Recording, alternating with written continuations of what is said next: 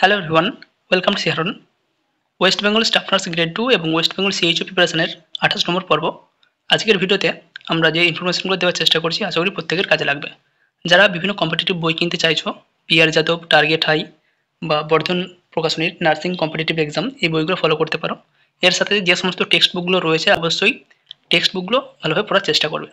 যাই হোক, আজকে আমাদের প্রথম যে প্রশ্ন রয়েছে, মেডিকেল অ্যাসেপসিস এবং সার্জিক্যাল অ্যাসেপসিস এর মধ্যে ডিফারেন্স কী রয়েছে। মেডিকেল অ্যাসেপসিসের ক্ষেত্রে বলা হয়েছে the number of pathogen is reduced and their transmission is blocked. এক্ষেত্রে মেডিকেল অ্যাসেপসিসের ক্ষেত্রে যে সমস্ত প্যাথোজেনগুলো বা মাইক্রো অর্গানিজমগুলো রেসপন্সিবল রয়েছে সেপসিসের জন্য, তাদের সংখ্যাটাকে কমিয়ে আনা হয় এবং এদের যে ট্রান্সমিশন সেটাকে বন্ধ করে দেওয়া হয়। এটা মেডিকেল অ্যাসেপসিস। এবং সার্জিক্যাল অ্যাসেপসিসের ক্ষেত্রে destruction of this pathogen is done. যে সমস্ত প্যাথোজেন বা মাইক্রো অর্গানিজমগুলো সেপসিস বা ইনফেকশনের জন্য রেসপন্সিবল রয়েছে, সে সমস্ত প্যাথোজেনগুলোকে ডিস্ট্রাক্ট করে দেওয়া হয়। নেক্সট রয়েছে for respiratory isolation wear a mask. যদি রেসপিরেটরি আইসোলেশন কারোর প্রয়োজন হয় বা ড্রপলেট ইনফেকশনের মাধ্যমে স্প্রেড করে এরকম কোনো পেশেন্টের যদি আইসোলেশন প্রয়োজন হয়, সেক্ষেত্রে আমরা মাস্ক ব্যবহার করতে পারি। আইদার পেশেন্ট অথবা পেশেন্ট সারাউন্ডিং যে সমস্ত মেম্বার রয়েছে তারা মাস্ক অবশ্যই ব্যবহার করতে পারে। ফর এন্টেরিক আইসোলেশনস, অর্থাৎ যে সমস্ত ইনফেকশনগুলো ফিকোরাল রুটে স্প্রেড করে ছড়িয়ে পড়ে, তো সেক্ষেত্রে আমরা কীভাবে প্রিভেন্ট করতে পারি। Gloves and gown should be used while handling contaminated articles and excreta of infectious person। যে সমস্ত ফিকোরাল রুটে বা যে সমস্ত পেশেন্টের বডি ফ্লুইডে ইনফেকশনগুলো ছড়িয়ে পড়ে, এগুলো প্রিভেন্ট করার জন্য আমরা গ্লাভস, গাউন এগুলো ব্যবহার করতে পারি। For wound and skin infection, কোনো ঘা বা স্কিনে যদি ইনফেকশন থাকে সেটাকে প্রিভেন্ট করার জন্য যাতে না ছড়িয়ে পড়ে, সেক্ষেত্রে প্রিভেন্ট করার জন্য আমরা গ্লাভস, গাউন এগুলো ব্যবহার করতে পারি।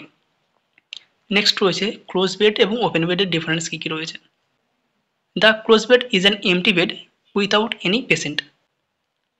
ক্লোজ বেড এমন একটি বেড যেখানে কোনো পেশেন্ট থাকে না, তার জন্য সমস্ত কিছু অ্যারেঞ্জমেন্ট থাকে, বাট সেখানে কোনো পেশেন্ট থাকে না।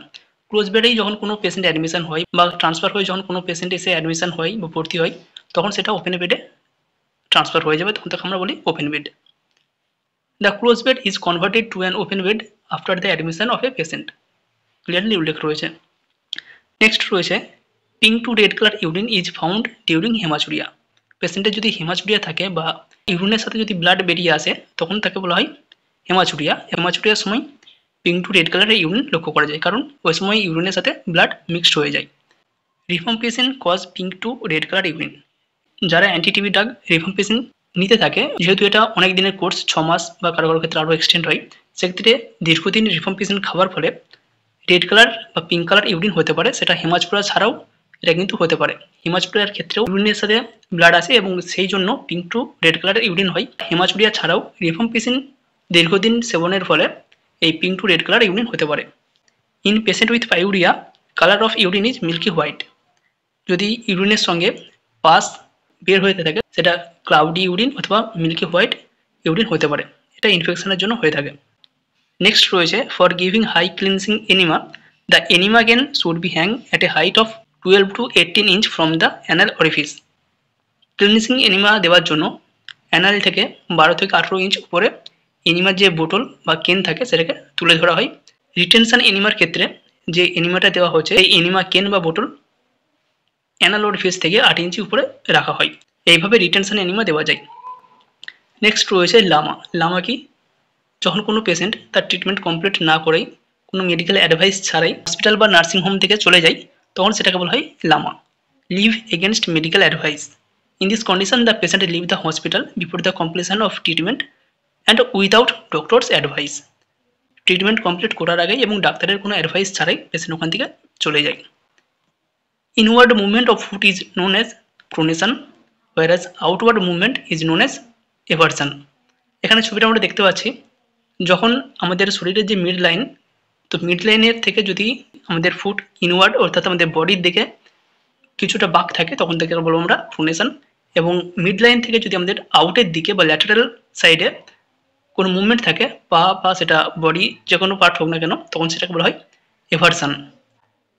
The doctrine of informed consent deals with full disclosure of all relevant fact to the patient.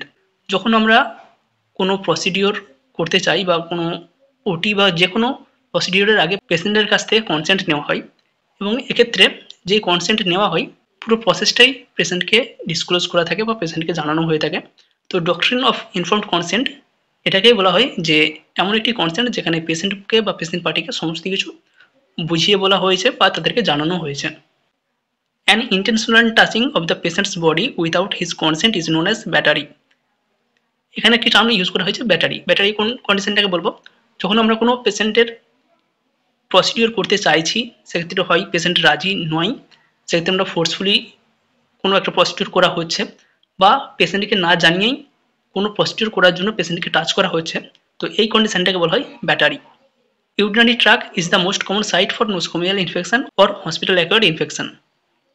যে সমস্ত নোসোকোমিয়াল বা হসপিটাল অ্যাকোয়ার্ড ইনফেকশনগুলো হয়ে থাকে তার অন্যতম সাইট হচ্ছে ইউরিনারি ট্র্যাক্ট। ইউটিআই হয়ে থাকে পেশেন্টের ক্ষেত্রে। অনেক সময় পেশেন্ট নর্মালি ডায়রিয়া বা অন্য কোনো কন্ডিশন নিয়ে হসপিটালে ভর্তি হয়েছে এবং সেখানকার টয়লেট ব্যবহার করার ফলে বা বেড এরকম কিছু ব্যবহার করার ফলে তাদের ইউটিআই হয়ে যায়, তো এটাকে বলা হয় nosocomial infection. Friction is the most important aspect of hand washing. Hand ওয়াশিংয়ের অন্যতম কন্ডিশন বা অ্যাসপেক্ট হচ্ছে ফ্রিকশন। যেহেতু আমরা পাম্প টু পাম্প একটা ফ্রিকশন করি, পাম্প টু ব্যাক ফ্রিকশন করি, বা আমরা যে হ্যান্ড ওয়াশ প্রসিডিওরটা মেনটেন করি পুরোটাই কিন্তু একটা ফ্রিকশন থাকে, দুটো হাতের মধ্যে বা দুটো তালুর মধ্যে একটা ফ্রিকশন থাকে। Hyperpnoea means increased depth of breathing with normal respiratory rate. Hyperpnoea, apnoea, dyspnoea এগুলো অনেকগুলো টার্ম রয়েছে। তার মধ্যে হাইপারনিয়া কোন কন্ডিশনটাকে বলবো? যখন ডেপথ অফ ব্রিদিং সেটা ইনক্রিজড করে, অর্থাৎ অনেকটা পরিমাণ অক্সিজেন সে ইন করছে বা ইনহেল করছে এবং তার নর্মাল যে রেসপিরেটরি রেট 16 থেকে 18 বা 16 থেকে 22 এটা মেনটেন হচ্ছে। রেসপিরেটরি রেট বেশি হচ্ছে না, বাট যে পরিমাণ অক্সিজেন সে ইনহেল করছে সেটা অনেকটা বেশি, সেই কন্ডিশনটাকে আমরা বলবো hyperpnoea. In a patient with postural hypotension 20 mm of mercury is the minimal expected decrease in systolic BP after standing for at least 1 minute. postural hypotension আমরা অনেক সময় টার্মটা ইউজ করি বা বলে থাকি। অনেক সময় পেশেন্ট শুয়ে আছে, শুয়ে থাকতে থাকতে হঠাৎ করে যদি দাঁড়িয়ে পড়ে বা হঠাৎ করে বসে পড়ে, অনেক সময় পেশেন্টের মাথা ঘুরে যায়। তো এই কন্ডিশনটা হয়ে থাকে মেনলি পোস্টুরাল হাইপোটেনশনের জন্য। একটা পোস্টারে ছিল আর একটা পোস্টারে হঠাৎ করে সরে গিয়েছে, সেক্ষেত্রে আমাদের ব্লাড প্রেশারটা অনেক সময় কমে যায় এবং এই পোস্টুরাল হাইপোটেনশনের ক্ষেত্রে মিনিমাম 20 mm অফ মার্কারি একটা প্রেশারের ডিফারেন্স হয়ে যায়। কোনো পেশেন্ট যে শুয়ে ছিল সেই অবস্থায় যদি আমরা তার প্রেশার মনিটর করি, তখন যদি তার সিস্টোলিক প্রেশার হয়ে থাকে 110, হঠাৎ করে সে যখন দাঁড়িয়ে পড়বে বা বসে পড়বে সেই সময় যদি আমরা তার প্রেশার মনিটর করি, সেক্ষেত্রে 90 বা 85 এরকম একটা প্রেশার পাওয়া যায়, অর্থাৎ একটা 20 থেকে 25 mm অফ মার্কারির প্রেশারের ডিফারেন্স হয়ে থাকে। নেক্সট রয়েছে ভার্টিব্রার কয়েকটা কন্ডিশন, লর্ডোসিস, কাইফোসিস এবং স্কোলিওসিস। কোনটাকে কি বলা হয়? Anterior curvature of the spine is known as lordosis. আমাদের এটা মেনলি লাম্বার ভার্টিব্রার এই জায়গায় লক্ষ্য করা যায়। আমাদের যে স্পাইন রয়েছে বা আমাদের যে মেরুদণ্ড রয়েছে তার কার্ভেচার যদি আমাদের অ্যান্টেরিয়র অর্থাৎ সামনের দিকে বেশি কার্ভ হয়ে যায়, তখন সেই কন্ডিশনটাকে বলা হয় লর্ডোসিস। এবং posterior curvature spine is known as kyphosis. এটা মেনলি আমাদের থোরাসিক এই জায়গার যে ভার্টিব্রা রয়েছে সেই ক্ষেত্রে লক্ষ্য করা যায়। কাইফোসিস আমাদের পোস্টেরিয়রের দিকে কার্ভটা বেশি হয়ে থাকে, যেমন এই ছবিতে আমরা দেখতে পাচ্ছি এরকম একটি কাইফোসিস লক্ষ্য করা যায়। Scoliosis, scoliosis means lateral curvature of the spine. যখন আমাদের স্পাইন বা মেরুদণ্ড অ্যান্টেরিয়র বা পোস্টেরিয়র না কার্ভ হয়ে ল্যাটারালি কার্ভ হয়ে যায়, তখন তাকে বলা হয় স্কোলিওসিস। নেক্সট রয়েছে itching is subjective data whereas discoloration of the skin is objective data. Subjective data এবং অবজেক্টিভ ডাটা। সাবজেক্টিভ ডাটা অর্থাৎ যেগুলো পেশেন্ট বলছে সেই সমস্ত ডাটাগুলোকে বলা হচ্ছে সাবজেক্টিভ ডাটা। এগুলো মোটামুটি সিমটমের মতো, আমরা দেখতে পাচ্ছি না বাট পেশেন্ট ফিল করছে, সেই অনুযায়ী পেশেন্ট রিপ্লাই দিচ্ছে, সেটা হচ্ছে সাবজেক্টিভ ডাটা। এবং অবজেক্টিভ ডাটা যেগুলো আমরা দেখতে পাচ্ছি বা সাইন, সেগুলোকে বলা হচ্ছে অবজেক্টিভ ডাটা। যেমন এখানে ইচিং, এটা আমরা কিন্তু লক্ষ্য করতে পারছি না, পেশেন্ট এটা ফিল করছে, তাই সেটা সাবজেক্টিভ ডাটা বা সিমটম। এবং স্কিন কালার, সেটা আমরা দেখতে পাচ্ছি ব্লুইশ হচ্ছে বা পিঙ্ক হচ্ছে, বা এখানে ডিসকালারেশন অফ স্কিন বলা হয়েছে, এটা আমরা সরাসরি প্রত্যক্ষ করতে পারছি, দেখতে পাচ্ছি, তাই এটা হবে সাইন অথবা objective data. Immediately after administration of medication via nasogastric tube, the nurse should flush the tube, otherwise tube clogging may occur. যখন আমরা নেজোগ্যাস্ট্রিক বা এনজি টিউবের মাধ্যমে কোনো বাচ্চাকে বা কোনো পেশেন্টকে ফিডিং দিই বা কোনো মেডিকেশন দেওয়া হয়, অবশ্যই এই মেডিকেশন দেওয়ার পর এই এনজি টিউবটাকে ফ্লাশ করতে হয় বা পরিষ্কার করতে হয়। তা নাহলে যে মেডিকেশন বা যে ফুড দেওয়া হলো সেটা কিন্তু ওখানে জমে গিয়ে নেজোগ্যাস্ট্রিক টিউবটাকে ব্লক করে দিতে পারে বা ক্লগ করে দিতে পারে।